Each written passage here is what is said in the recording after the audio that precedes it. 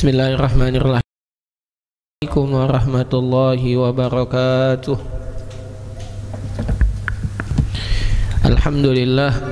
Alhamdulillahi rabbil alamin. Assalatu wassalamu ala ashrafil anbiya'i wal mursalin nabiyina Muhammad wa ala alihi wa sahbihi ajma'in. Allahumma la sahla illa ma ja'altahu sahla wa anta taj'alil hazana idza syi'ta sahla. Allahumma arinal haqqa haqqa warzuqna ittiba'ah wa arinal batila batila warzuqna ijtinabah.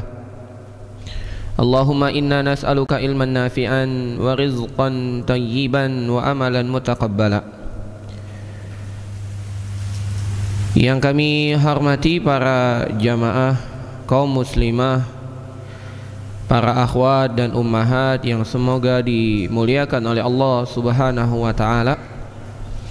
Alhamdulillah, pada siang hari ini kita dapat berjumpa di Masjid Anwar Aza Masruni yang semoga diberkahi oleh Allah Subhanahu wa taala dengan niat yang baik menuntut ilmu syar'i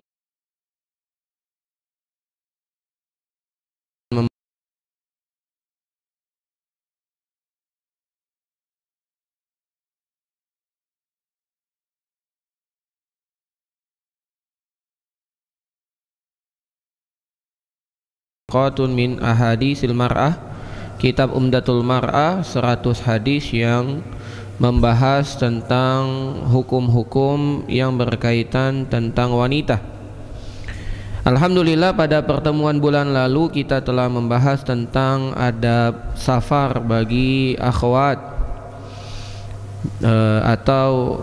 adab safar ya bagi akhwat, dan juga kita telah menyinggung tentang beberapa perkara yang memang dikhususkan untuk wanita.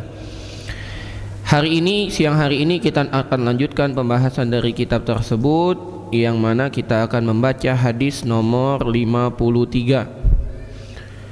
Bagi para peserta kajian, para akhwat dan ummahat yang memiliki kitabnya, silakan dibuka hadis nomor 53. Kita mulai. Bismillahi, assalatu wassalamu ala rasulillah wa ala alihi wa sahbihi wa mawala. Berkata penulis kitab ini, wa an Asma binti Umais, beliau membawakan hadis dari seorang sahabat, Asma binti Umais radhiyallahu ta'ala anha, semoga Allah meridhoinya, annaha waladat Muhammad ibna Abi Bakrin as-Siddiq, bahwasannya Asma binti Umais melahirkan seorang anak yang bernama Muhammad bin Abu Bakar as-Siddiq bil Baida, di suatu daerah namanya Baida. Fadzakara Abu Bakrin zalika li Rasulillah, maka Abu Bakar as-Siddiq pun sebagai seorang suami bertanya kepada Rasul tentang kejadian yang menimpa istrinya, yaitu Asma binti Umais. Faqala Rasulullah sallallahu alaihi wasallam, lantas Rasul bersabda, murha faltaghtasil summa lituhillah.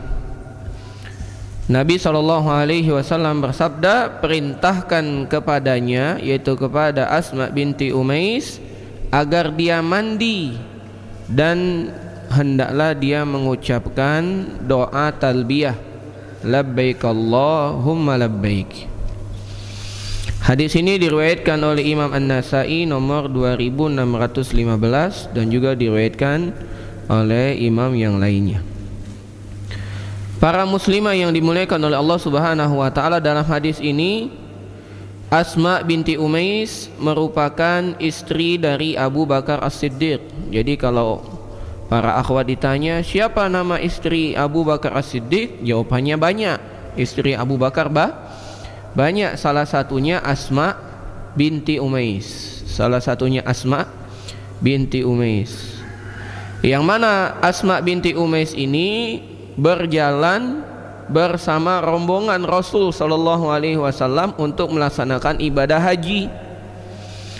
Jadi dalam kondisi hamil, Asma binti Umais ini ikut rombongan untuk melaksanakan ibadah haji. Kemudian sebelum sampai di tempat hajinya, tepatnya di Baida, di daerah namanya Baida, ternyata Asma binti Abi Bakar ini melahirkan. Berarti saat pergi sudah hamil besar. Maka lahirlah seorang anak yang diberi nama Muhammad bin Abu Bakar. Muhammad bin Abu Bakar As-Siddiq. Nah, setelah lahiran itu Asma kan nifas. Dia nifas. Karena setelah orang melahirkan biasanya nifas, dan itu sudah memang kodratnya. Dan hukum nifas sama dengan hukum haid. Maka istrinya Asma ini bertanya kepada suaminya, yaitu Abu Bakar As-Siddiq. Maka Abu Bakar pun datang menemui Rasul SAW bertanya tentang bagaimana yang dilakukan oleh Asma setelah melahirkan ini. Maka Rasul mengatakan, perintahkan Asma untuk mandi untuk persiapan berihram. Mandi untuk persiapan berihram. Kemudian hendaklah dia bertalbiyah. Setelah dia berihram, hendaklah dia membaca talbiyah. Labbaik Allahumma labbaik, labbaik la syarika laka labbaik. Gitu, ya. Jadi dalam hadis ini dijelaskan tentang bagaimana wanita itu spesial. Walaupun dia sedang hamil, boleh baginya untuk melaksanakan ibadah haji, walaupun hamilnya hamil besar. Secara tindawan syariat boleh. Sampai-sampai dia pun baru melahirkan, tetap boleh melaksanakan amalan-amalan ibadah haji, kecuali tawaf di Ka'bah. Karena tawaf di Ka'bah diharuskan wanita yang suci, sedangkan wanita yang nifas hukumnya sama dengan wanita haid, maka dia tidak dapat melaksanakan tawaf. Nah, ini merupakan keistimewaan wanita di dalam syariat agama Islam. Nah, ada beberapa pelajaran dari hadis ini. Yang pertama, sihhatu hajjin nufasa, sahnya haji wanita yang nifas. Sah wanita yang nifas itu melaksanakan ibadah haji. Yang kedua, wanita nifas tidak terhalangi untuk melaksanakan amalan-amalan haji. Semuanya boleh, kecuali tawaf di Ka'bah. Jadi semua amalan haji boleh dilaksanakan oleh seorang wanita yang nifas, bertalbiyah, ya, wukuf dan sebagainya boleh, kecuali tawaf di Ka'bah. Yang ketiga, wanita yang nifas tidak terlarang untuk mandi. Bahkan Nabi memerintahkannya untuk mandi, dan mandi yang dimaksud dalam hadis ini bukan mandi bersuci dari nifas, bukan. Namun mandi yang dimaksud dalam hadis ini adalah mandi untuk persiapan ihram. Karena disunahkan bagi orang yang ingin berihram, dia mandi kemudian menggunakan minyak wangi. Sebagaimana yang telah kita bahas pada pertemuan sebelumnya, bahwasanya wanita juga menggunakan parfum saat dia berihram. Namun parfumnya parfum yang tidak memiliki harum, namun memiliki warna yang ditempelkan di kening oleh sahabiat, oleh sahabat-sahabat perempuan. Jadi wanita boleh mandi, yang dimaksud mandi ihram. Dan mandi ini tidak menjadikan nifasnya selesai, nifasnya tetap lanjut. Nanti kalau nifasnya sudah selesai, mandi lagi, yaitu mandi untuk bersuci. Yang keempat, faedah hadis ini, wanita hamil boleh berangkat haji walaupun diprediksi melahirkan di tengah perjalanan ibadah haji atau di tengah melaksanakan ibadah haji, boleh. Ini tinjauan syariat. Beda lagi kalau tinjauannya tinjauan pemerintah, karena pemerintah punya regulasi. Khawatirnya kalau ada wanita yang hamil besar, itu mudarat bagi wanitanya atau bagi anaknya, ya, terutama naik pesawat misalnya, seperti itu. Nah, jadi regulasi itu melarang bukan berarti dia menentang hukum Allah, bukan, tapi untuk penertiban saja, ya. Hukum asalnya wanita hamil boleh melaksanakan ibadah haji. Apalagi wanita hamilnya tinggalnya di seputaran kota Mekah, boleh saja, karena tidak terlalu berat. Nah, beda dengan wanita hamil di Indonesia, sudah hamil 9 bulan mau haji, nah itu mungkin berat ngurusnya. Wallahu a'lam. Yang kelima, faedah hadis ini, hendaklah wanita selalu kembali kepada suaminya dalam semua perkara, termasuk perkara agama. Jadi yang pertama kali dia konsultasikan itu suaminya. Ya, dia bertanya kepada suaminya. Lihat Asma binti Umais bertanyanya kepada Abu Bakar. Abu Bakar ini suaminya Asma binti Umais. Nah, nanti kalau seandainya suaminya tidak tahu, baru suaminya lah yang bertanya kepada ulama, bertanya kepada ustadz. Ya, di sini Abu Bakar bertanya kepada Nabi. Yang keenam dari faedah hadis ini, kewajiban seorang suami untuk mengajarkan agama kepada istrinya. Kalau dia belum mampu, hendaklah dia belajar untuk mengajarkan kepada istrinya. Ya ibu-ibu, suami itu hukumnya wajib menuntut ilmu agama. Kenapa? Karena dia punya kewajiban untuk membimbing istrinya. Tapi kalau seandainya suaminya tidak mampu, maka salah satu yang dilakukan oleh suami memfasilitasi istrinya untuk belajar, sebagaimana yang dilakukan oleh suami-suami siang hari ini, mengantari istrinya untuk belajar ilmu agama. Ya, namun akan jauh lebih baik lagi kalau suaminya juga ikut belajar, hadir di kajian, mencatat, memahami, mengamalkan dan mendakwahkan kepada istrinya di rumah. Inilah beberapa faedah hadis nomor 53 yang dapat kita ambil. Sekarang kita masuk ke hadis nomor 54, yang mana pada hadis nomor 54 ini kita akan membahas tentang hukum yang berkaitan tentang penyelenggaraan jenazah wanita. Yang berkaitan tentang hukum penyelenggaraan penyelenggaraan jenazah bagi wanita. Penulis membawakan hadis an Ummi Atiyah, dari seorang sahabat perempuan namanya Ummu Atiyah.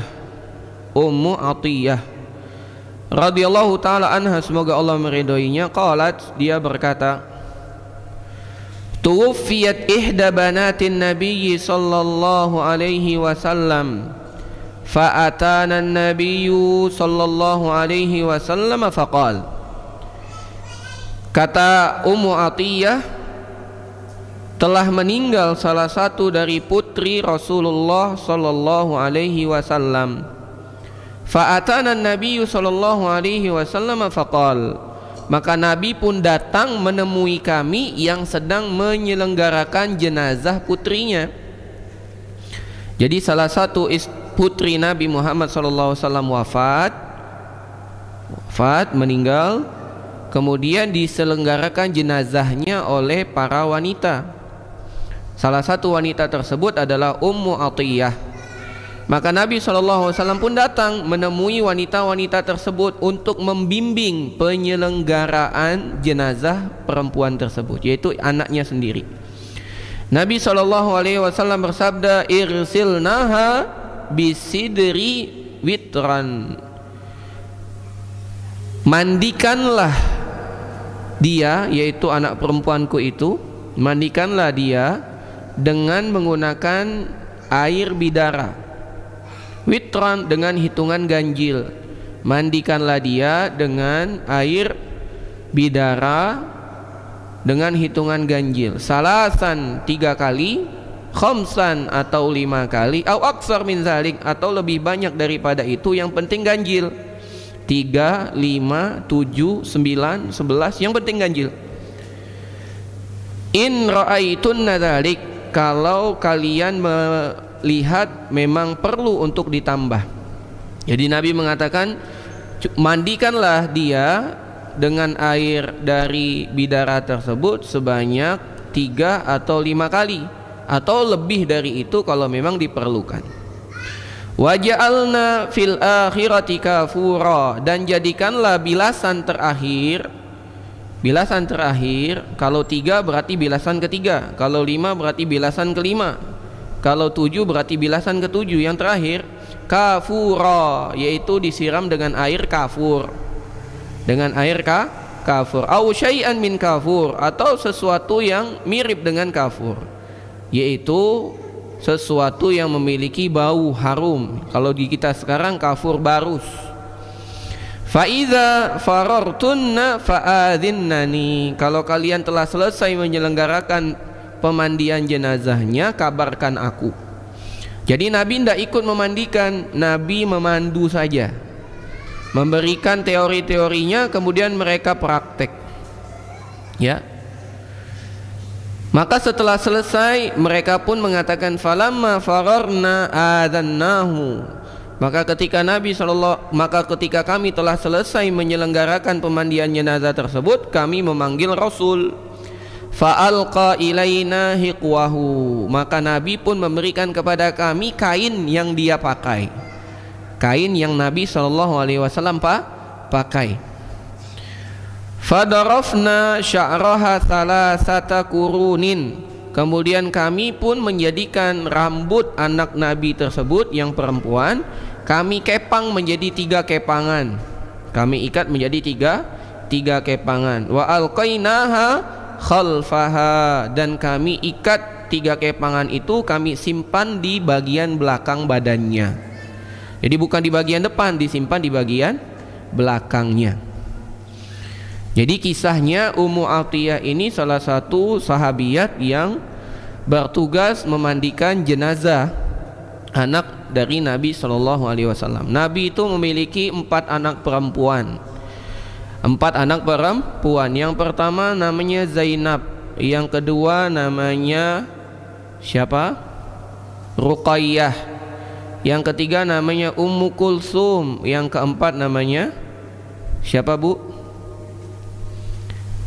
Nabi itu punya 4 anak perempuan. Yang pertama namanya Zainab, yang kedua Ruqayyah, yang ketiga Ummu Kulsum, yang keempat Fatimah. 4. Nah, dari 4 ini ada 1 yang meninggal. Dikatakan di sini, kata Ummu Atiyah, aku lupa siapa yang saat itu meninggal. Ya, aku lupa siapa yang saat itu meninggal. Ya, antara Ruqayyah atau Zainab. Ya. Maka diselenggarakan jenazah, Nabi SAW mendampingi, tapi tidak ikut dalam pemandian tersebut. Kenapa? Karena dalam memandikan tidak diumbar ke halayak ramai. Jadi memandikan jenazah perempuan itu kalau bisa di tempat yang tertutup bagus, ya, bukan seperti yang dilakukan oleh orang zaman sekarang. Di rumahnya bisa dimandikan sama dia, dibuat tenda di luar rumah. Nah, ini terlarang. Kenapa? Karena seandainya jenazah itu hidup, dia tidak mau mandi di luar rumah. Sekarang dia tidak bisa lagi menolak. Hukum asalnya dia tidak boleh dimandikan di luar rumah, harus di dalam rumah kalau memungkinkan. Kalau tidak memungkinkan di luar rumah, tapi dipastikan tidak ada orang yang dapat melihat. Zaman sekarang, na'udzubillah, orang mandi semua tetangganya melihat. Na'udzubillah. Ini bukan sedang kelas praktek pemandian jenazah, bukan. Ini betul-betul pemandian jenazah yang meninggal. Maka hendaklah kita jaga kehormatan jenazah tersebut, karena orang muslim itu mulia, baik dia masih hidup ataupun jenazahnya, dua-duanya mulia. Bahkan ketika kita telah dikuburkan sekalipun, kita tidak boleh menghinakan kuburan orang muslim. Kita tidak boleh duduk di atasnya, tidak boleh menginjaknya, tidak boleh melangkahinya. Itu membuktikan bahwasanya jenazah orang muslim itu berharga, terhormat. Kan tidak boleh memandikan sembarangan, apalagi jenazahnya wanita, tidak boleh, ya. Karena Nabi mendampingi, memberikan teori-teori. Kemudian Ummu Atiyah bersama sahabat yang lain yang bertugas di sana mengikuti instruksi Nabi. Dibasuh dengan, bagaimana cara memandikan jenazah? Dibasuh dengan daun bidara atau dengan air campuran daun bidara. Kalau sekarang boleh dengan sesuatu yang dapat menggantikan fungsi daun bidara. Fungsi daun bidara itu seperti sabun. Jadi boleh pakai sabun, ya. Rambutnya boleh kita keramas dengan sampo, boleh, tidak masalah. Nah, khusus perempuan, kalau dia dikepang sebelum meninggal, ketika dimandikan dibuka kepangnya, dimandikan, ya. Nanti setelah itu dibersihkan, dikeringi, rambutnya dikeringkan, baru dikepang lagi menjadi 3 kepangan, ya. Kemudian dalam hadis ini juga Nabi SAW setelah selesai mereka memandikan, kemudian mengkafaninya, Nabi SAW menambahkan kain.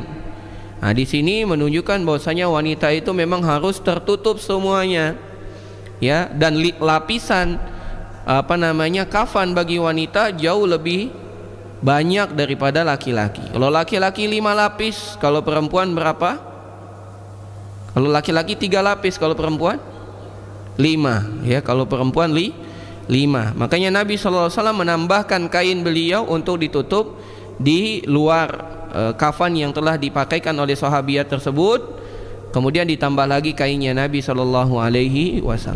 Nah, ada beberapa faedah hadis ini. Yang pertama, wajib hukumnya memandikan jenazah sebelum dikafani. Hukumnya wajib. Dan wajib memandikan jenazah ini adalah wajib kifayah. Tidak semua orang memandikannya, cukup saja. Kalau cukup 1 orang mampu memandikan sendiri, cukup 1 orang. Tapi kalau tidak bisa harus 2-2. Tapi yang memandikan satunya hanya membantu memiringkan, membantu menyiramkan, ya. Cukup. Kalau satu, yang lain mensupport, membantu. Kalau nggak cukup 2, 3. Kalau nggak cukup 3 berapa? 4, cukup 4, sudah cukup. Jadi jangan banyak-banyak, cukup saja. Ya, adapun adat yang ada di kita, setiap anaknya disuruh menyiram, itu tidak ada di ajaran Islam. Bahkan Nabi SAW pun tidak ikut menyirami anaknya, ya. Sekarang di adat istiadat mungkin ada, coba ini mandikan bapakmu terakhir kali, ibumu terakhir kali, semuanya disiram, ya. Akhirnya ini menyelisihi sunnah, karena Nabi mengatakan cucilah atau mandikanlah jenazah itu 3 atau 5 atau berapapun yang kalian rasa cukup. Artinya apa? Hemat. Kalau dia punya anak 11 semua menyiram, wah itu udah berapa kali siraman, maka ini mubazir, tidak boleh dan menyelisih sunnah Nabi SAW. Yang kedua, dalam hadis yang lain Nabi SAW mengatakan kepada Ummu Atiyah, mulailah memandikan jenazah tersebut dari sebelah kanan dan mulailah dari anggota tubuh. Jadi jenazah itu sebelum dia dimandikan dibersihkan dulu, sebagaimana yang mungkin ibu-ibu telah ketahui, ya. Lepas pakaiannya, ya. Namun ketika dilepas pakaiannya harus ditutup auratnya, jangan sampai terbuka. Jadi ketika dibuka pakaiannya harus ditutup lagi dengan kain yang dapat melindungi auratnya. Dibuka, ya. Kemudian dibersihkan, perutnya diurut, ya. Kalau ada kotoran yang keluar, ya, kita urut, kemudian kita bersihkan. Kalau kita rasa sudah selesai, kita bersihkan, kita istinjakan jenazah tersebut. Baru setelah itu kita wudukan. Setelah diwudukan baru dimandikan, dimulai dari bagian kanan. Mulai dari bagian kanan sampai selesai. Ya, begitu.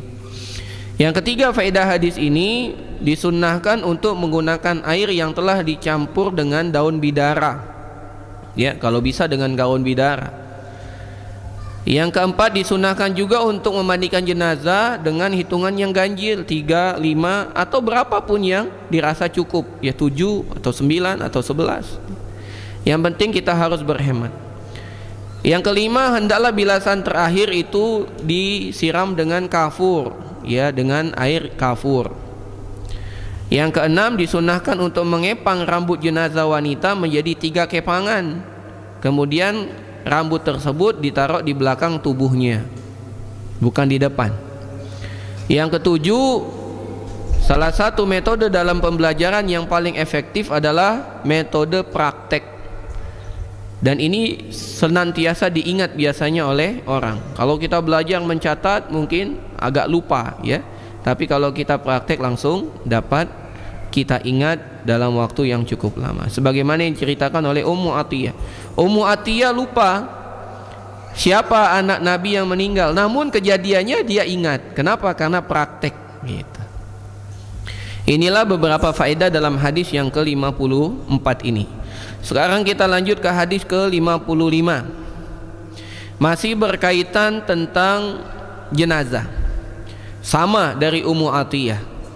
Hadis ke-55 an Ummi Atiyah, dari Ummu Atiyah radhiyallahu anha, semoga Allah meridhoinya, qalat, dia berkata, qala lin Nabi sallallahu alaihi wasallam, telah berkata kepadaku Nabi telah berkata kepada Ummu Atiyah, la yahillu limra'atin tu'minu billahi wal yaumil akhir an tuhidda fawqa salasin illa ala zaujin.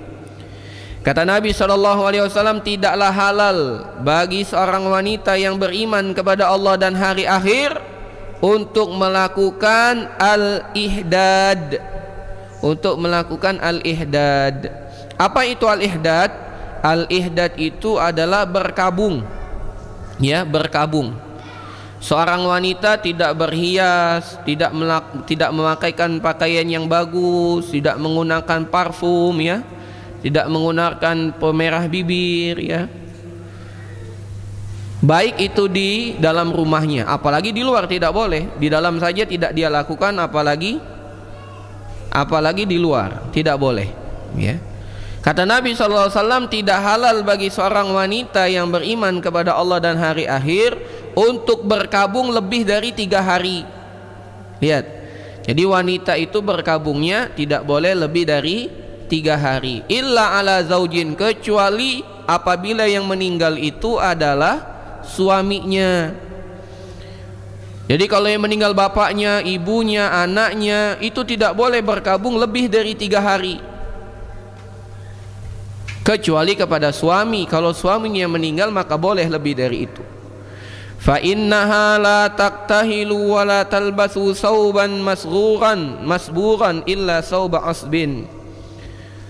Ya, dengan ciri adalah orang yang berkabung itu, ya, dia tidak memakai celak alis, ya, dia tidak memakai pakaian yang bagus, ya, kemudian dia tidak menggunakan yang lain, ya, kecuali pakaian yang terbuat dari bahan yang kasar. Itu pakaian-pakaian yang sederhana sekali. Ya, kata Nabi SAW, tidaklah halal bagi wanita yang beriman kepada Allah dan hari akhir, ya, untuk berkabung lebih dari 3 hari, kecuali atas kematian suaminya. Ya, kalau atas kematian suaminya maka dia terus berkabung. Bagaimana bentuk berkabungnya? Adalah dia tidak menggunakan celak mata, ya, tidak menggunakan celak mata, pensil mata dan lain sebagainya. Wala talbasu sauban masburan, tidak menggunakan pakaian yang bagus, ya, yang bercorak, yang bagus, pokoknya yang menarik, illa sauba asbin, kecuali pakaian yang biasa, ya, pakaian yang biasa. Mungkin sekarang ya pakaian harian kita yang biasa kita masak, ya, pakaian daster mungkin. Begitu. Wallahu a'lam bishawab. Jadi dalam hadis ini Nabi SAW mengajarkan kepada wanita untuk tidak berkabung, ibu-ibu sekalian, lebih dari 3 hari, kecuali atas kematian suami. Kalau kematian suami, berapa maksimalnya? Maka wanita boleh berkabung, bahkan wajib hukumnya berkabung dia selama 4 bulan 10 hari. Jadi kurang lebih 130 hari, ya, kurang lebih 130 hari dia berkabung. Kenapa? Karena memang itu yang Allah Subhanahu wa Ta'ala perintahkan dalam Al-Quran.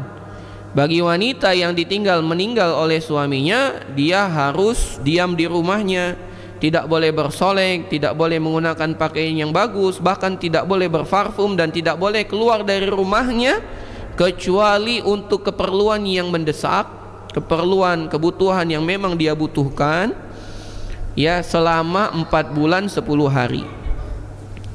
Ya, ini tidak boleh dilakukan oleh wanita yang meninggal suaminya untuk keluar rumah, untuk bersolek, untuk menggunakan pakaian yang bagus, ya, selama 4 bulan 10 hari. Setelah itu boleh dia lakukan, dia boleh berdandan, ya, dia boleh menggunakan pakaian, ya, di rumahnya dengan pakaian yang bagus. Adapun di luar tetap dia tidak boleh, karena wanita muslimah dilarang tabarruj di hadapan yang bukan mahramnya. Ada beberapa faedah hadis ini. Yang pertama, Yang dimaksud berkabung adalah seorang wanita tidak berhias diri, baik pakaian maupun dengan menggunakan aksesoris-aksesoris lainnya, termasuk parfum. Dia tidak boleh berhias, tidak boleh ia berpenampilan. Jadi apabila wanita berkabung itu tidak boleh dia bermake up, tidak boleh. Ya. Serta tidak boleh keluar rumah kecuali karena kebutuhan yang penting, tidak boleh keluar rumah. Ya, contohnya dia meninggal suaminya, sudah sebulan dia di rumah saja, kemudian bosan di rumah, jalan-jalanlah ke Danau Suci misalnya, tidak boleh itu. Dia tetap harus di rumahnya 4 bulan 10 hari, tidak boleh.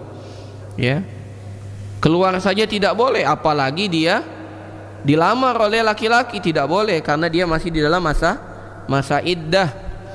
Wanita yang ditinggal wafat suaminya, masa iddahnya 4 bulan 10 hari, tidak boleh dia dilamar oleh seseorang, apalagi menikah, nauzubillah, dosa dan tidak sah, haram bagi laki-laki itu menikahi wanita tersebut di masa iddah. Yang kedua dari faedah hadis ini, syariat Islam hanya mengizinkan wanita berkabung itu 3 hari saja. Wanita berkabung 3 hari saja atas kematian siapapun kecuali kematian suami. Jadi kalau ada wanita meninggal bapaknya misalnya, maka dia tidak boleh berkabung lebih dari 3 hari. 3 hari itu maksimal. Ibunya meninggal tidak boleh lebih dari itu. Anaknya meninggal tidak boleh lebih dari itu. Ya. Kecuali pada suami. Kalau suami 4 bulan 10 hari. Hukum yang ketiga, haram hukumnya bagi wanita berkabung lebih dari 3 hari. Karena syariat hanya mengizinkan 3 hari, lebih dari 3 hari haram, berdosa. Yang keempat, dalam hadis ini menunjukkan atas kuatnya keimanan para sahabat wanita. Ya. Kenapa? Karena mereka langsung menjaga diri mereka dari perbuatan yang terlarang.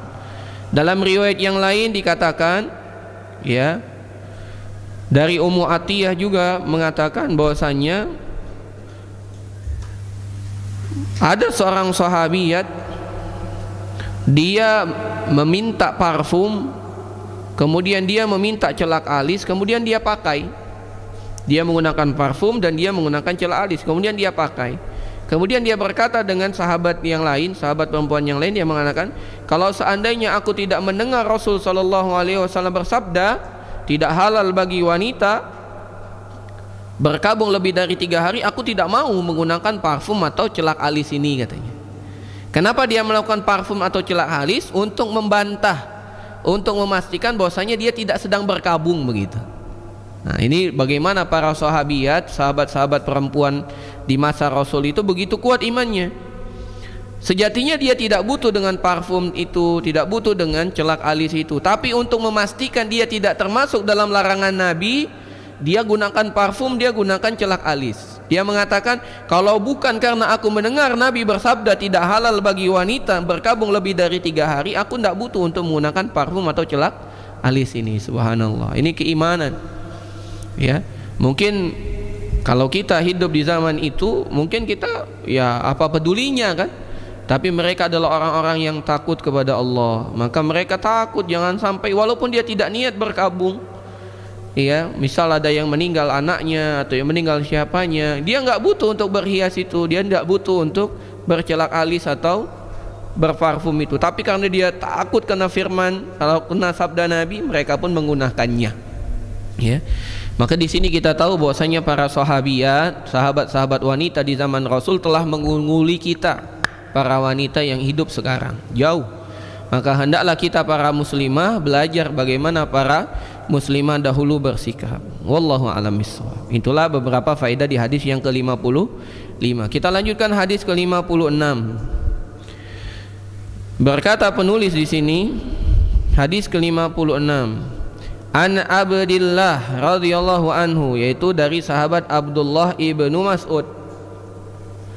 Dari sahabat Abdullah ibnu Mas'ud, semoga Allah meridhoinya, dia berkata, qala Nabi sallallahu alaihi wasallam, telah berkata atau telah bersabda Nabi sallallahu alaihi wasallam, laisa minna man latamal khudud wa syaqqal juyub wa da'a bida'wal jahiliyah.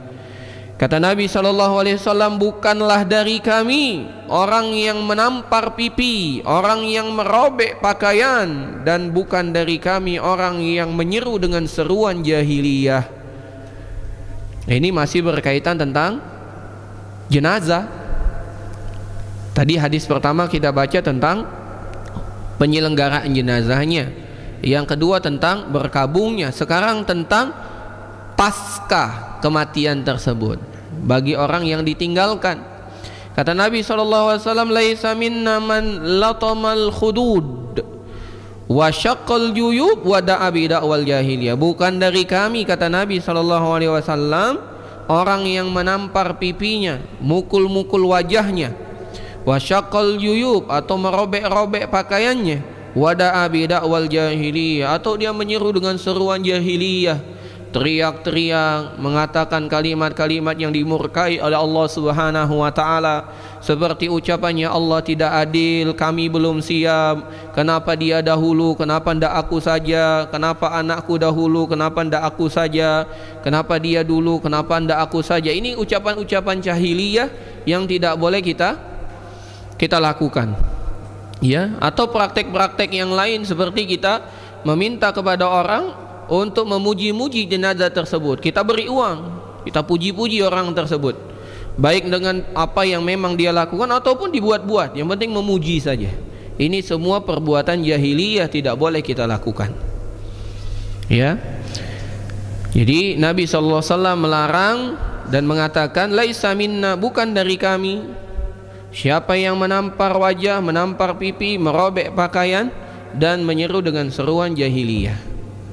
Dan ini wabil khusus kepada para wanita, karena para wanita yang paling membawa perasaan saat tertimpa musibah.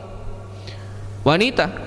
Makanya ibu-ibu sekalian, para akhwat, kalau kita tidak mampu berkata baik, diam. Sudah, diam.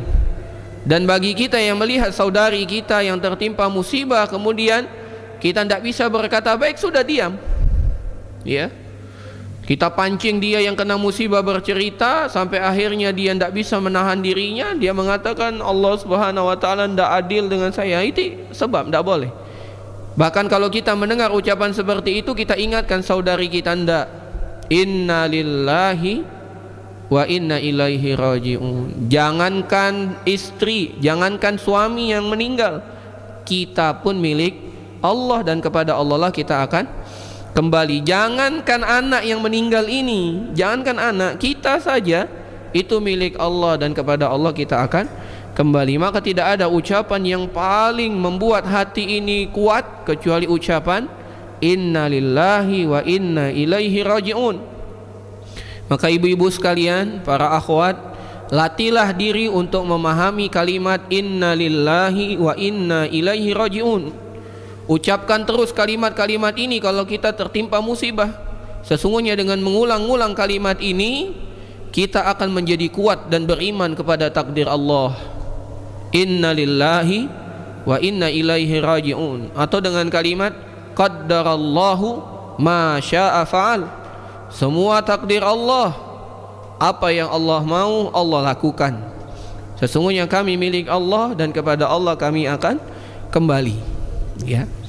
Ada beberapa faedah hadis ini. Yang pertama, menampar pipi, menampal atau memukul wajah, merobek pakaian, ini merupakan amalan-amalan jahiliyah, bukan amalan-amalan Islam, ya. Mungkin di beberapa adat istiadat, kalau ada yang meninggal harus banting piring, banting nampan, ya, semua dibanting pecah-pecah, itu ya, itu bukan syariat Islam, itu semua syariat jahiliyah. Itu peninggalan orang-orang jahiliyah. Dan Nabi mengabarkan memang itu ada tersisa di zaman ini, perkara-perkara jahiliyah. Tinggal kita pilih, apakah kita ingin melaksanakan perbuatan jahiliyah atau malah kita ingin melaksanakan amalan Islam. Orang Islam pasti ingin mengamalkan amalan Islam. Yang kedua, faedah hadis ini, menampar wajah, merobek pakaian itu tanda seseorang tidak sabar dalam menghadapi ujian, ya. para akhwat, para ummahat, menampar wajah, memukul pipi, merobek pakaian, banting-banting semua yang bisa dibanting, itu tanda kita tidak sabar dengan musibah yang Allah berikan kepada kita. Maka jangan dilakukan, karena sejatinya musibah itu ladang kebaikan untuk kita. Ya, ibu-ibu harus ingat, para akhwat harus ingat, ketika kita tertimpa musibah itu ladang kebaikan. Kata Nabi SAW, ajaban li amril mu'min, sungguh menakjubkan perkara orang beriman. Inna amrahu kullahu khair, semua perkaranya bagus. Kalau dia diberikan nikmat, dia bersyukur, itu baik. Kalau dia ditimpa musibah, dia bersabar, itu juga baik. Dan Allah mengatakan orang-orang yang bersabar itu dapat kabar gembira. Wa basyiris sabirin, dan kabar gembira bagi orang yang bersabar. Alladzina idza asabathum musibah, yang apabila mereka tertimpa musibah, qalu inna lillahi wa inna ilaihi raji'un, sesungguhnya kami milik Allah dan kami semua akan kembali kepadanya. Ya. Jadi kesabaran itu merupakan buah manis. Bahkan dalam ayat yang lain Allah Subhanahu wa taala berfirman, innama yuwaffas sabiruna ajrahum bighairi hisab, sesungguhnya pahala yang sempurna dan berlipat ganda tanpa terputus bagi hamba-hambaku yang bersabar, kata Allah Subhanahu wa taala. Maka hendaklah kita bersabar. Yang ketiga dari faedah hadis ini adalah hadis ini memotivasi kita untuk menahan emosi, menahan hawa nafsu kita dengan melakukan amalan-amalan yang benar sesuai syariat dan berucap sesuai syariat. Andai kita tidak mampu beramal sesuai syariat, tidak mampu berucap sesuai syariat, maka hendaklah kita diam. Dan diam di posisi itu merupakan kebaikan yang besar. Diam saja, diam, ya, karena kita sedang diuji. Dan ibu-ibu sekalian, para akhwat, kalau seandainya kita tertimpa musibah, mari kita mengingat kembali musibah yang ditimpa Nabi kita Muhammad sallallahu alaihi wasallam. Beliau telah ditimpa musibah sebelum beliau lahir. Beliau lahir tidak ada ayah, jadi beliau yatim sebelum beliau ada di muka bumi. Musibah mana yang lebih besar daripada musibah beliau? Beliau yatim sebelum bisa disebut sebagai anak. Kemudian beliau juga harus jauh dari ibu beliau, disusui di negeri jauh di sana, di Bani Sa'ad, oleh Halimah As-Sa'diyah, jauh dari ibunya.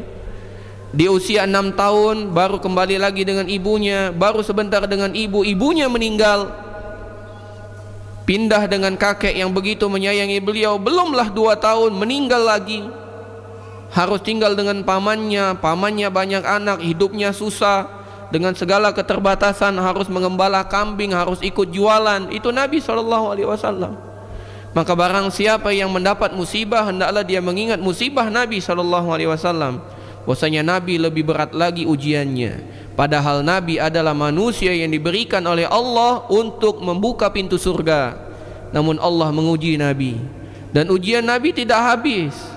Begitu diangkat menjadi Rasul, beliau pun berdakwah 13 tahun di kota Mekah, diusir, disakiti, bahkan dibunuh. Diusahakan untuk dibunuh 13 tahun, padahal dia menyeru apa yang Allah perintahkan. Namun beliau bersabar. Sampai-sampai ketika istrinya beliau wafat, Khadijah, pamannya beliau wafat, Abu Talib, dan semua orang-orang kafir Quraisy memusuhi beliau, ia menyakiti baik fisik ataupun batin dengan ungkapan-ungkapan yang menyakitkan. Akhirnya beliau pergi mencari ladang dakwah lain di negeri Tabuk atau di kota Taif, di kota Taif. Sampai di Taif bukan malah disambut, malah disakiti, dilempari oleh batu oleh anak-anak kecil, ya, oleh orang-orang dewasa di sana, sampai beliau berdarah-darah.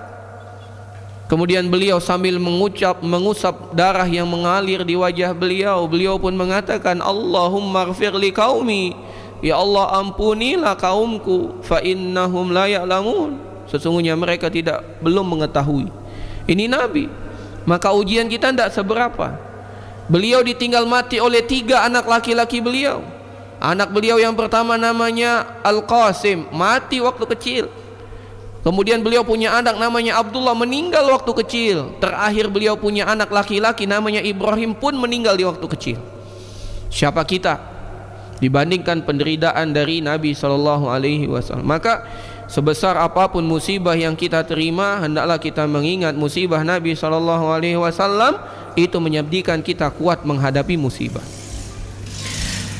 Yang keempat dari faedah hadis ini, at-tahdidu fil hadisi yaqau bi fi'li ayyi wahidin minal mazkurat.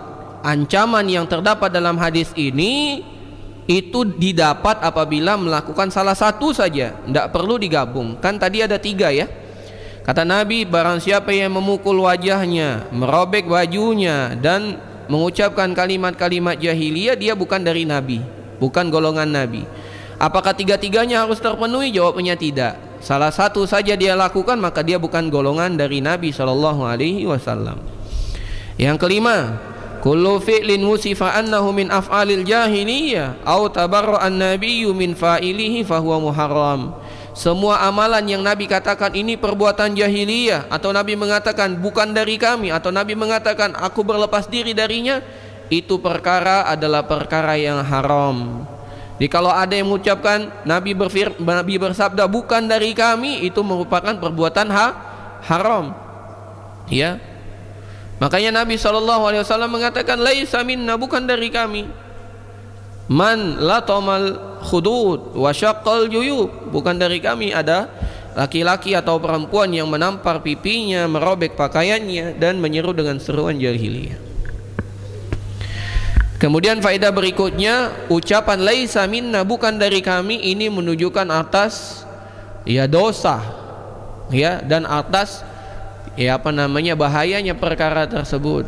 Ya, kita ngeri. Kalau bukan dari golongan Nabi, golongan siapa kita? Mau ikut golongan siapa? Kan kita ingin ikut di barisan Nabi SAW. Yang ketujuh, wajah merupakan anggota tubuh yang paling agung, paling mulia bagi manusia, maka dilarang kita menghinakan wajah ini. Makanya para laki-laki dilarang untuk memukul istri di wajahnya. Tak boleh. Ya, ibu-ibu sekalian, diinformasikan kepada suami, tidak boleh itu mukul wajah. Ya, mukul wajah untuk menyakiti ya. Tapi kalau mukul wajah dalam rangka berkasih sayang, tidak jadi masalah. Yaitu namanya romantisme rumah tangga. Tapi kalau sampai memukul dengan marah gitu, tidak boleh, haram. Andai seorang suami betul-betul marah kepada istrinya, hendaklah dia memukul bagian yang banyak dagingnya, yang empuk. Ya, pipi juga banyak dagingnya Ustadz, bukan, pokoknya jangan wajah. Ya, dia pukul betisnya, dia pukul mohon maaf, bokongnya, itu boleh.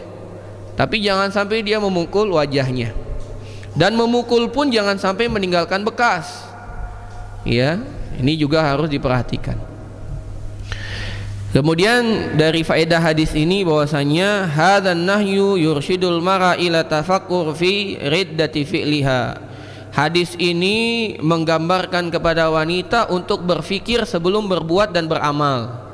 Berfikir sebelum berucap dan beramal. Pikir dulu, apakah perbuatan ini Allah ridhoi atau bahkan Allah murkai. Pikir dulu. Jangan mengikuti semua yang ada pada perasaan kita.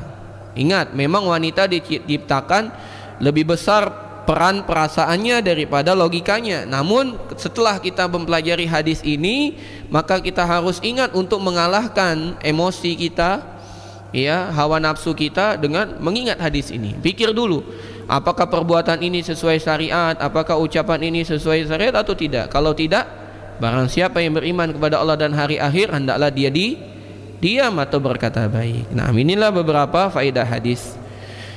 Kita lanjut ke hadis ke nomor 57.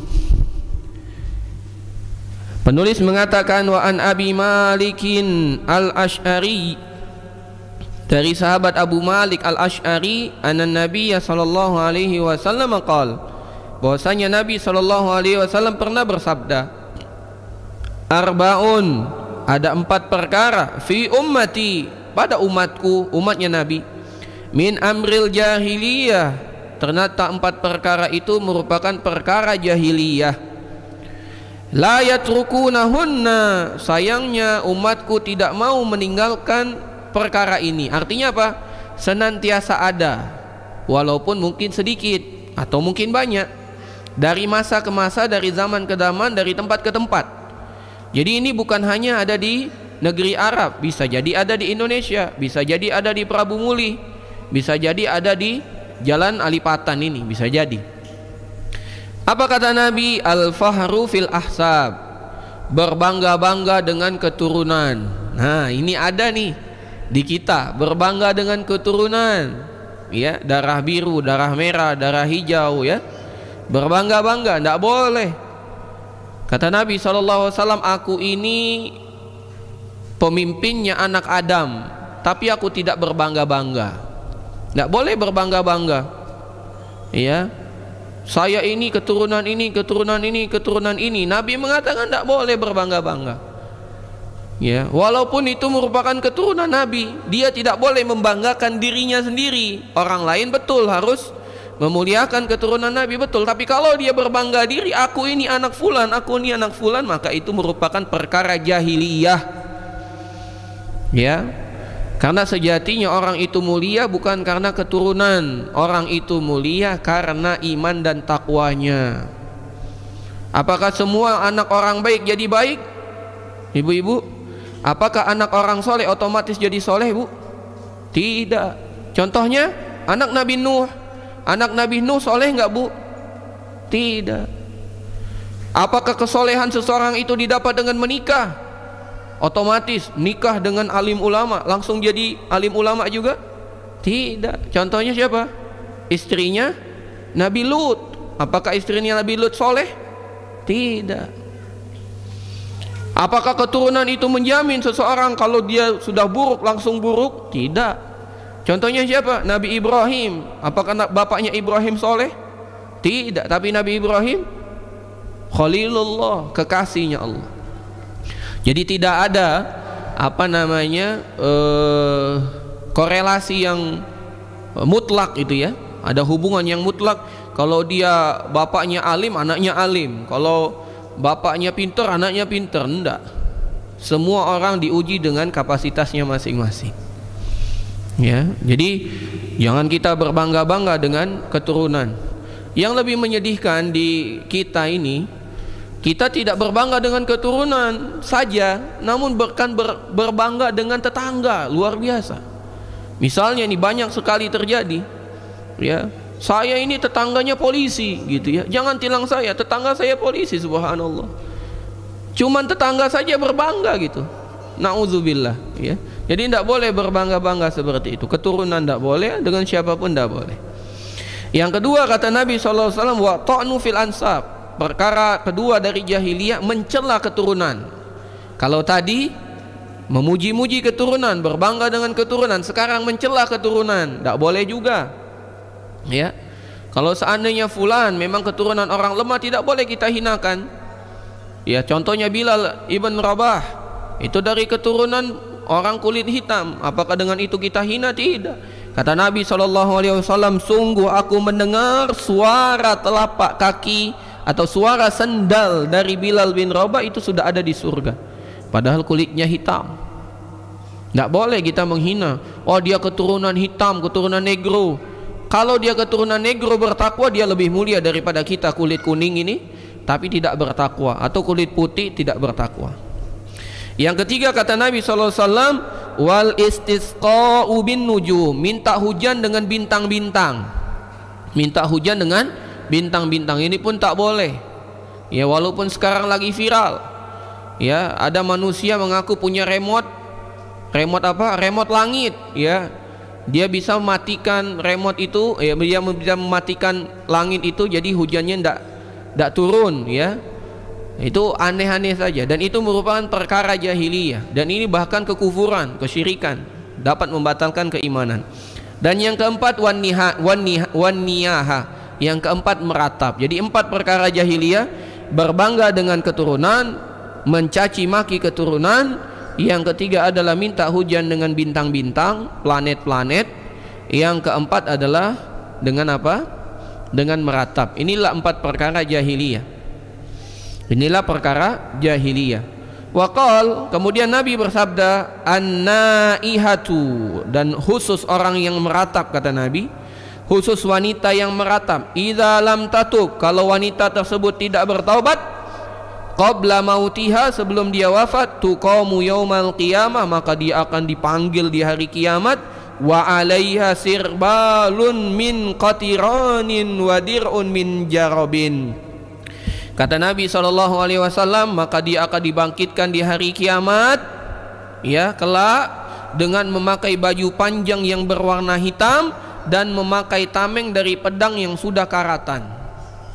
Ya, artinya inilah azab bagi orang yang niyaha, yang meratap. Ya, dia akan dipakaikan baju panjang yang berwarna hitam dan memakai tameng dari pedang yang sudah karatan. Ya, ini kehinaan yang Allah Subhanahu wa taala timpakan bagi wanita-wanita yang meratap. Maka ibu-ibu sekalian, para akhwat, jangan sampai meratap. Beberapa faedah hadis ini, yang pertama, masih adanya perkara jahiliyah di zaman kita sekarang. Tidak khusus di tanah Arab, di tanah Prabu Muli pun ada. Adanya perkara tersebut bukan kita mengatakan boleh, bahkan itu haram yang harus kita jauhi.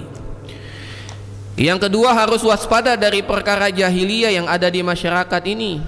Ada perbuatan tersebut bukan dalil bolehnya, bukan, tapi dalil benarnya perkataan Nabi yang harus kita imani dan kita harus menjauhi perkara tersebut. Yang ketiga, bangga dengan keturunan ataupun menghinakan keturunan, itu semua adalah perkara jahiliyah. Yang keempat, minta hujan dengan bintang-bintang, dengan planet-planet, dengan apa ya gitu ya, itu merupakan perbuatan yang haram, bahkan menyerumuskan seseorang terjatuh dalam perbuatan syirik. Makanya ibu-ibu dan para akhwat, ada doa, sudah tahu belum doa yang dibaca setelah hujan? Ada yang hafal? Doa setelah hujan. Kata Nabi SAW, malam-malam hujan deras, kemudian pagi-pagi habis subuh, Nabi berkata kepada para sahabat, telah mendapati pagi hari ini orang yang beriman kepada Allah kufur dengan bintang. Kemudian Nabi mengatakan, ada juga orang yang beriman dengan bintang kufur dengan Allah. Maka para sahabat, apa itu ya Rasulullah? Kata Nabi SAW, barang siapa yang mendapati atau dia berucap setelah hujan, mutir Nabi fadlillah, kami mendapatkan hujan ini semuanya karena keutamaan dari Allah, sejujurnya dia yang beriman kepada Allah kufur dengan bintang-bintang. Tapi kalau ada orang mengatakan mutir Nabi nau'in kaza wa kaza, ini turun hujan karena bintang ini, karena musim ini dan musim ini, maka dia telah kufur kepada Allah, beriman dengan bintang-bintang. Maka doa yang kita baca setelah turun hujan, mutirna bifadlillah, boleh diikuti bu akhwat, mutirna bifadlillah. Sekali lagi, mutirna bifadlillah. Hafal ya? Ada yang hafal? Hafal ya, pendek, mutirna bifadlillah. Kemudian perkara selanjutnya meratap atau meninggikan suara dan sejenisnya termasuk perkara jahiliyah. Ya, teriak-teriak, ya, mengucapkan kalimat-kalimat tidak rela, itu semua meratap, termasuk merobek-robek pakaian, ya, memecahkan barang-barang ataupun menampar wajah, itu perbuatan jahiliyah. Kemudian meratap sendiri itu termasuk dosa besar yang membinasakan. Kalau dia tidak bertaubat, maka diancam tadi dengan hukuman, dipakaikan baju kehinaan di akhirat. Yang berikutnya, yang ketujuh, adalah pentingnya bertaubat sebelum kita meninggal. Maka hendaklah, karena kita tidak tahu ibu-ibu dan akhwat kita kapan meninggalnya, maka bertaubatlah terus. Hendaklah kita sebelum tidur memuhasabah, mengintrospeksi diri dan bertaubat. Terakhir dari faedah hadis ini, dalam diri seorang wanita terdapat kebaikan, yang mana kebaikan itu tidak menjamin bahwasanya dia terhindar dari keburukan. Demikian juga dalam diri wanita ada keburukan yang tidak menjamin orang tersebut tidak memiliki kebaikan. Semua punya jatahnya masing-masing. Jadi kalau ada orang buruk, masih ada harapan dia baik. Kalau ada orang baik, dia harus hati-hati, bisa jadi dia terjatuh dalam keburukan, ya. Maka hendaklah kita tidak merasa aman dari keburukan. Hendaklah kita selalu minta pertolongan dari Allah dan bertobat agar kita terlindungi dari keburukan. Kita lanjutkan hadis berikutnya, hadis ke-58. Penulis membawakan hadis dari Ummu Salamah. Wa an Ummi Salamah radhiyallahu taala anha, dari Ummu Salamah, salah satu istrinya Nabi Muhammad. Istri Nabi ada berapa, Bu? 11. Istri Nabi ada berapa, para akhwat? 11. Cuman yang hidup bersama Nabi sampai Nabi meninggal itu ada 9. 2 diantaranya meninggal, jadi 11. 2 diantaranya meninggal. Yang masih hidup sampai Nabi wafat itu ada 9. Salah satu dari 11 itu adalah Ummu Salamah. Dari Ummu Salamah istri Nabi Muhammad SAW, dia mengatakan bahwasanya Nabi SAW pernah bersabda, al-mutawaffa anha zaujuha, wanita yang ditinggal mati lah ya, wanita yang ditinggal mati oleh suaminya, la talbasul musfara minasyab, dilarang menggunakan pakaian-pakaian yang diberikan warna dari pakaian. Artinya apa? Tidak boleh menggunakan pakaian-pakaian yang bagus. Wala mumasyaqah walal huliyya, dan tidak boleh juga dia menggunakan perhiasan-perhiasan, kalung, gelang, anting ya, dan lain sebagainya. Wala tadibu wala taktahilu, dan juga tidak boleh menggunakan celak alis ya, apa namanya, celak, semir ya, apapun yang mewarnai ya, dia tidak boleh untuk melakukan perbuatan itu. Kata Nabi SAW, wanita yang ditinggal mati oleh suaminya, dia tidak boleh menggunakan pakaian yang dicelup dengan warna kuning kemerah-merahan. Dia tidak boleh juga menggunakan pakaian yang diwarnai dengan warna merah ya, artinya pakaian-pakaian yang bagus ya, karena dahulu pakaian yang diberikan warna ini pakaian yang bagus-bagus ya. Dia tidak boleh juga menggunakan perhiasan, kalung, cincin, anting, semuanya ya, nggak boleh. Serta dia tidak boleh juga menggunakan celak ya, baik celas bulu mata atau alis ya, tidak boleh. Faedah hadis ini yang pertama, seorang wanita yang ditinggal mati oleh suaminya memiliki kewajiban untuk menjaga masa iddah. Masa iddah itu masa tunggu. Bagi wanita yang ditinggal mati oleh suaminya, masa iddahnya 4 bulan 10 hari. Yang kedua, selama masa iddah ini dia dilarang untuk berhias, baik pakaian, perhiasan maupun badan. Jadi pakaiannya tidak boleh, perhiasan nggak boleh, badannya pun tidak boleh dihiasi. Pakai lipstick ya, pakai apa lagi, eyeshadow, terus apa lagi, Bu? Apalagi namanya? Pakai foundation, pakai apa lagi? Ya, pakai maskara ya, tidak boleh ya. Yang ketiga, besarnya hak seorang suami bagi seorang istri, sampai-sampai ketika suami sudah meninggal, istri pun harus menunggu 4 bulan 10 hari untuk menghormati suaminya. Luar biasa. Berbeda dengan apa? Dengan suami. Tidak ada suami masa iddah ya, boleh dia menikah langsung. Istrinya meninggal pagi, dia siangnya menikah, boleh halal, boleh halal ya. Tapi kalau perempuan tidak boleh, suaminya meninggal pagi, dia menikah bulan depan, tidak boleh, harus selesai dulu masa iddahnya 4 bulan 10 hari ya. Kemudian ada perkara yang menjadi kewajiban seorang wanita. Yang pertama, melalui masa iddah untuk yang meninggal suaminya 4 bulan 10 hari. Yang kedua, tidak boleh dia berhias diri, baik pakaian, badannya ataupun dengan perhiasan, walaupun di dalam rumah. Yang ketiga, kalau berhias diri saja tidak boleh, apalagi khitbah, tidak boleh dia menerima pinangan, dia tidak boleh juga menikah, haram hukumnya, nikahnya batil, fasid ya, nikahnya batal. Inilah beberapa faedah hadis. Yang terakhir, hadis ke-59 yang dapat kita baca insyaallah hari ini, masih terkait jenazah, masih terkait meninggal ya, kematian. Dari sahabat Abdullah ibnu Abbas, semoga Allah meridhoinya, dia berkata, la'ana Rasulullah sallallahu alaihi wasallam zairatil kubur wal muttakhidina 'alaiha al masajidi was suraj. Kata Nabi sallallahu, kata Abdullah ibnu Abbas, seorang sahabat, dia mengatakan Rasulullah sallallahu alaihi wasallam melaknat para wanita yang sering berziarah kubur. Rasul sallallahu alaihi wasallam melaknat para wanita yang sering berziarah kubur. Dan Rasul sallallahu alaihi wasallam melaknat orang yang menjadikan masjid, menjadikan kuburan sebagai masjid.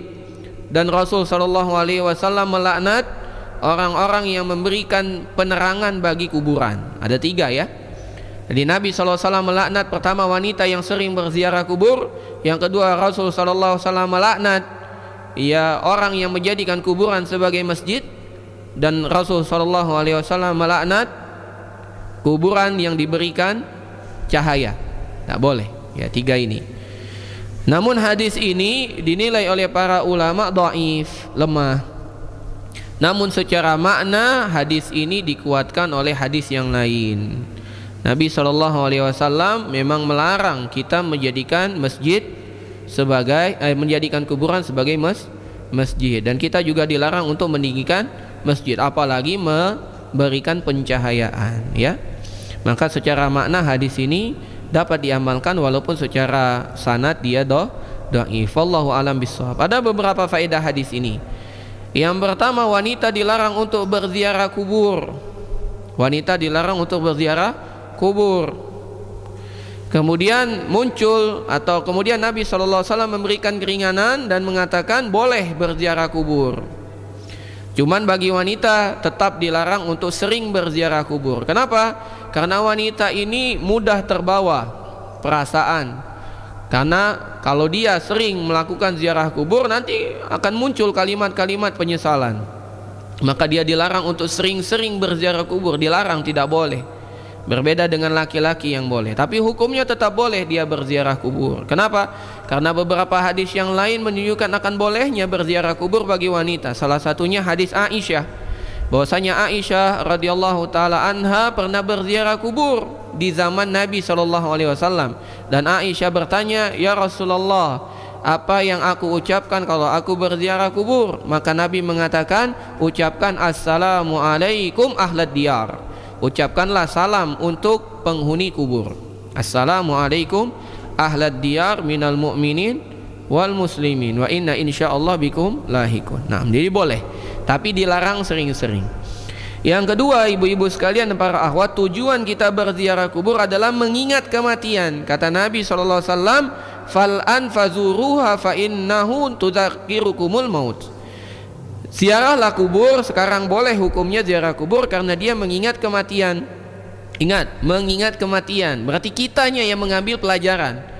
Nah, kalau sampai wanita datang ke kuburan mengingat kenangan-kenangan masa lalu dengan suaminya, dengan anaknya, maka itu berubah dari niat awal.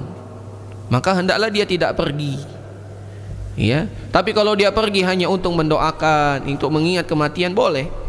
Tapi kalau dia sampai di sana sudah terbawa dirinya, sudah dia langsung pulang, langsung pergi. Jangan sampai dia mengucapkan kalimat-kalimat yang dilarang. Faedah selanjutnya adalah wanita yang sering berziarah kubur adalah wanita yang dilaknat oleh Rasul SAW, dan laknat itu merupakan tanda dosa besar. Maka hendaklah wanita mengambil waspada. Jangan sampai dia sering-sering berziarah kubur ya. Jadi harus dilihat kondisi kita, apa kepentingan kita berziarah kubur. Kalau tidak ada kepentingan, tidak usah. Mendoakan tidak harus di kuburan ya ibu-ibu dan para akhwat. Mendoakan tidak perlu di kuburan. Mendoakan itu di masjid lebih utama ya. Di rumah bagus ya. Baca Quran di rumah bagus, di masjid lebih bagus. Di kuburan tidak bagus malah ya. Wallahu a'lam bishawab. Mungkin ini beberapa faedah hadis yang dapat disebutkan pada kesempatan hari ini. Alhamdulillah kita sudah sampai hadis ke-59.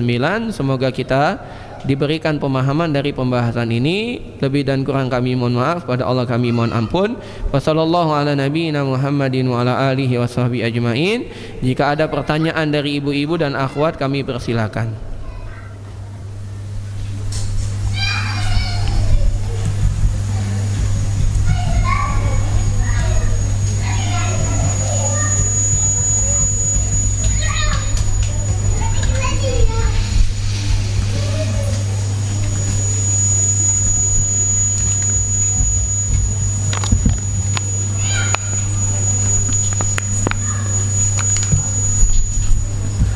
Taib, ini ada pertanyaan yang masuk. Bismillah. Ustadz, yang semoga Allah Ta'ala selalu menjaga Ustadz berserta keluarga, amin. Semoga Allah juga menjaga ibu dan keluarga. Apabila sebuah perusahaan akan menyumbang hewan untuk kurban, maka bolehkah menyerahkan hewan kurban berupa sapi dengan mengatasnamakan karyawan di perusahaan tersebut sebanyak 7 orang? Nanti kurban tahun berikutnya begitu lagi dengan mengatasnamakan 7 orang karyawan yang lain. Seterusnya begitu bergantian. Wallahu alam bishawab. Kalau seandainya dibatasi 7 boleh, ya. Kalau dibatasi 7 nama boleh. Ya, seakan-akan kita memberikan dana untuk 7 orang beli kurban. Jadi boleh. Wallahu alam bishawab. Yang tidak boleh kalau ya kurban ini untuk semua perusahaan, itu tidak boleh. Karena batasan sapi atau unta itu 7 orang. Wallahu alam bishawab. Jadi boleh. Atau hewan kurban tersebut di atas namakan perusahaan saja. Tidak boleh kalau atas perusahaan saja. Tidak boleh, ya. Tanpa nama-nama, misalnya fulan bin fulan, tidak boleh malah, ya. Wallahu alam bishawab. Jadi 7 orang tadi lebih, insyaallah boleh. Selanjutnya, apakah keutamaan berkurban dengan kambing saja untuk satu keluarga dibandingkan satu sapi untuk 7 orang keluarga? Wallahu alam bishawab, ya. Yang terbaik yang mana? Wallahu alam bishawab. Ada beberapa pendapat di sini. Kalau kita ingin mencontoh apa yang dilakukan oleh Nabi Ibrahim alaihissalam, maka yang beliau kurbankan diganti oleh Allah dengan domba, dengan kibas, ya. Tapi kalau kita ingin mencontoh Nabi SAW, Nabi juga pernah dengan domba. Beliau juga pernah berkurban dengan unta. Bahkan beliau berkurban dengan 63 unta yang mengisyaratkan tentang umur beliau. Wallahu alam bishawab, ya. Silakan mana yang mudah. Kalau mudah kambing 7 bagus, ya. Kalau bisanya sapi bagus. Wallahu alam bishawab. Mana tidak bisa menentukan. Ini bagus pertanyaannya, ya, karena kita masih di bulan Zulqa'dah, persiapan bulan Zulhijjah. Silakan ibu-ibu sekalian memotivasi suaminya. Kalau ibu punya harta, silakan juga bisa berkurban, tidak jadi masalah, ya. Ini kesempatan. Kata Nabi SAW, ada 10 hari yang amalan di sana jauh lebih bagus daripada amalan apapun, ya. Al-amalu fihinna khairun wa ahabbu ilallah. Amalan di sana lebih bagus dan lebih dicintai Allah. Maka sahabat mengatakan, apakah amalan di sana lebih bagus daripada jihad di jalan Allah? Maka kata Nabi SAW, iya, mengalahkan jihad, kecuali orang yang pergi dengan harta dan nyawanya kemudian dia tidak kembali dengan satu apapun. Maka silakan manfaatkan kesempatan 10 hari pertama bulan Zulhijjah ini, ya. Nanti kita masuk tanggal 1 Zulhijjah sampai tanggal 10. Maka diusahakan untuk menyembelih kurban di tanggal 10 biar pahalanya jauh lebih besar. Jangan ditunda tanggal 11, tanggal 10 lebih utama. Tapi kalau kita tidak sempat tanggal 10, bisanya tanggal 11, insya Allah juga dapat pahala yang besar, yaitu pahala berkurban. Bagi orang yang mampu namun dia tidak mau berkurban, ada ancaman dari Nabi. Walaupun ini bukan wajib, ya, ini sunnah. Para ulama mengatakan kurban ini sunnah, tapi ditekankan. Nabi mengancam. Kata Nabi SAW, barang siapa yang memiliki kelapangan kemudian dia tidak berkurban, maka tidak boleh dekat-dekat tempat sholat kami, kata Nabi. Wallahu a'lam bishawab. Ada lagi? Ada lagi, ibu, silahkan.